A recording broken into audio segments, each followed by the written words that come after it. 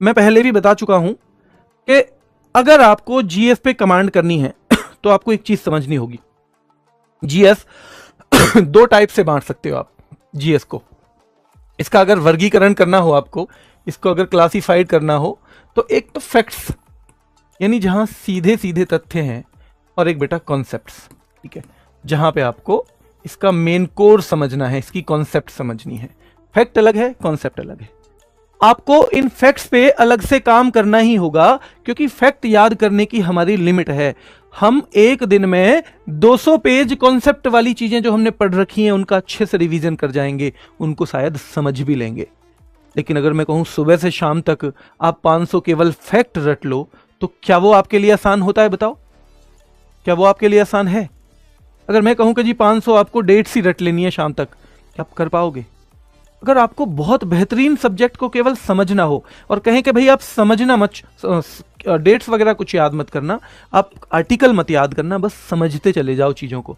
आप कहोगे भैया 12 घंटे पढ़ाओ, आप 12 घंटे पढ़ाओ, 12 घंटे भी हम करने को तैयार है, हम 12 घंटे भी समझ लेंगे, पर 12 घंटे में केवल फैक्ट पढ़ाऊंगा तो वो आप नहीं कर पाओगे। ठीक है, चलिए, तो ये फैक्ट जो है आपको पता होने चाहिए कि फैक्ट और कॉन्सेप्ट दो जगह हैं, और फैक्ट को हमें थोड़ा सा टाइम देना है, लगभग रोजाना 1 घंटे के करीब, 1 से 1.5 घंटे, क्योंकि ये एक और खास बात है कि एग्जाम में जो चीजें पूछी जाती हैं वो इस एरिया से ज्यादा पूछी जाती हैं।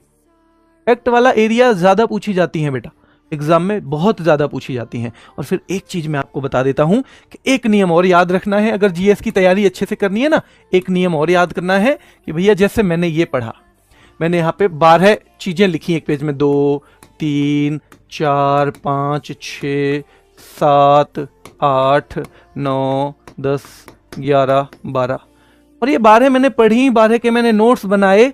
इनमें से आपको 1-2 रीडिंग के बाद ये जरूर डिफाइन कर लेना है, ये जरूर डिफरेंस कर लेना है कि किस चीज का मुझे बार बार रिवीजन करना है, और वो बार बार रिवीजन के लिए आप उन्हें कैसे भी कर सकते हो। जैसे मेरा अपना तरीका है कि जब मैं कोई चीज पढ़ता हूं तो मुझे जो महत्वपूर्ण लगता है और जो ज्यादा मुश्किल लगता है, मैं उसे थोड़ा सा रेड से टिक करता हुआ चला जाता हूं, और जब मैं रिवीजन पे आता हूं ना, तो मैं 2 बार केवल रेड ही पढ़ता हूं, वो मुझे अलग से दिख जाता है कि ये मुश्किल है।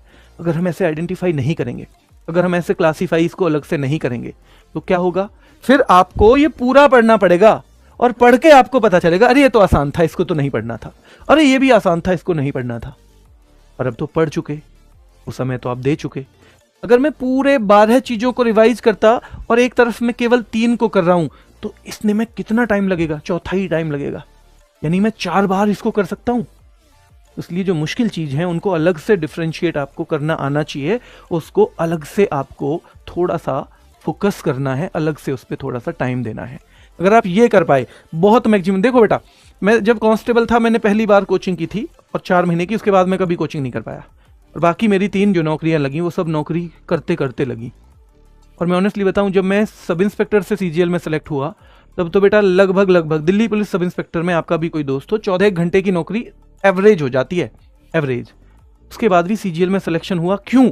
क्योंकि मुझे यह समझ में आया कि हम जितनी चीजें सीखे हुए हैं उनको 1000 बार रिवीजन मत करो, उनको रिवीजन के लिए कम समय दो, और जितनी हम पे नहीं आती उनको ज्यादा समय दो।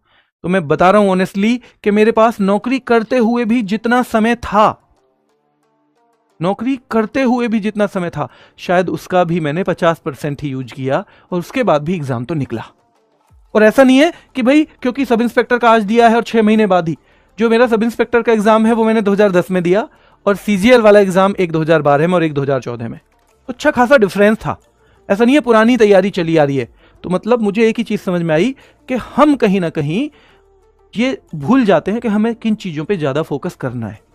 हम सबको बराबर ही आंकते हैं, हम हर सवाल को उतनी ही बार निकालते हैं, जबकि एक सवाल ऐसा है कि मैं अगर 2 साल भी नहीं निकालूंगा तो मैं उसे गलत नहीं करूंगा, और एक सवाल ऐसा है कि जिसे मैं अगर 2 हफ्ते नहीं निकालूंगा तो मेरे दिमाग से वो चला जाएगा कि मैंने कैसे निकाला था। ये डिफरेंस करना आपको आना चाहिए कि आपको किसको ज्यादा वजन देना है, किसको ज्यादा टाइम देना है। ये बिल्कुल आपको डिफरेंस आना चाहिए। ठीक है, तो ये